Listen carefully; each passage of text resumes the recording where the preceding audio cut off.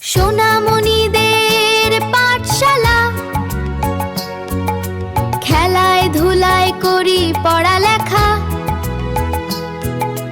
গল্পে মেতে উঠি সারা বেলা। সোনামণিদের পাঠশালা।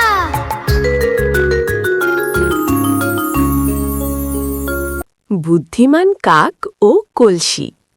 এক যে ছিল কাক, তার গায়ের রং ছিল কুচকুচে কালো আর বুদ্ধি ছিল প্রখর। এক তপ্ত গ্রীষ্মের দুপুরে সেই কাকটির ভীষণ তেষ্টা পেল।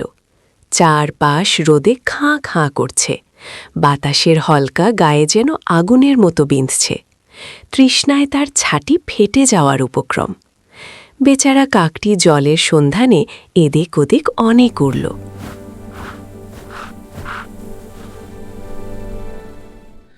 উফ, বড্ড তেষ্টা পেয়েছে।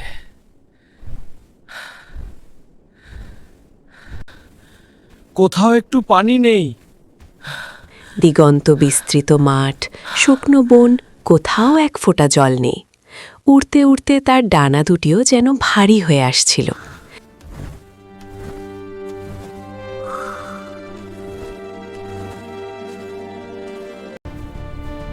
নিচে ওটা কি দেখা যাচ্ছে? কলসির মতো মনে হচ্ছে। এমন সময় হঠাৎ সে একটি পরিত্যক্ত বাগানের কোণায় একটি মাটির কলসি দেখতে পেল। আশায় বুক বেঁধে কাকটি নিচে নেমে এলো।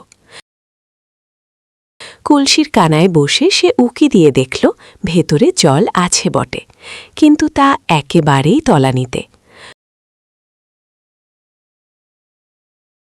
জল আছে অথচ আমি খেতে পারছি না, এ তো বড় কঠিন পরীক্ষা। কলসিটি ছিল অনেক লম্বা, তাই তার ছোট ঠোঁট কোনোভাবেই সেই জল স্পর্শ করতে পারল না। কাকটি কিছুক্ষণ মনমরা হয়ে বসে ভাবল, কিন্তু সে দমে যাওয়ার পাত্র নয়। সে ভাবল, এখন হতাশ হলে চলবে না, মাথা খাটিয়ে কিছু একটা করতেই হবে। হাল ছাড়লে চলবে না, আমাকে কিছু একটা বুদ্ধি বের করতেই হবে। ওই তো পাথর। হঠাৎ সে দেখল কলসিটির ঠিক পাশেই ছড়িয়ে ছিটিয়ে রয়েছে অনেকগুলো ছোট ছোট নুড়ি পাথর। অমনি তার মাথায় এক চমৎকার বুদ্ধি খেলে গেল। একটি, আরো অনেক পাথর লাগবে, আমি পারবই। সে এক একটি করে নুড়ি পাথর নিজের ঠোঁটে করে তুলে আনল এবং কলসির ভেতরে ফেলতে লাগল। টুপ টুপ টুপ। যত বেশি পাথর কলসির নিচে জমতে লাগল, জলও তত ধীরে ধীরে উপরে উঠতে শুরু করল। কাকটি ক্লান্তি ভুলে এক নাগারে পাথর ফেলেই চলল। অবশেষে দীর্ঘ প্রচেষ্টার পর জল যখন কলসির একদম মুখে চলে এলো, তখন কাকটির আনন্দ দেখে কে? সে তৃপ্তি ভরে পেট ভরে জল খেল এবং তার তৃষ্ণা মেটাল। আলহামদুলিল্লাহ, আল্লাহর অশেষ রহমত। বুদ্ধি থাকলে কোনো বাধাই বড় নয়। রোদে পুড়ে যাওয়া সেই দুপুরের কষ্ট এক নিমেষেই দূর হয়ে গেল।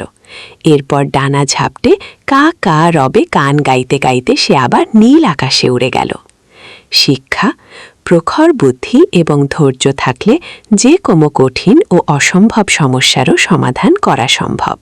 শিক্ষা: বুদ্ধি এবং ধৈর্য থাকলে যে কোনো কঠিন সমস্যার সমাধান করা সম্ভব। বিদায়। আবার দেখা হবে। বিদায়।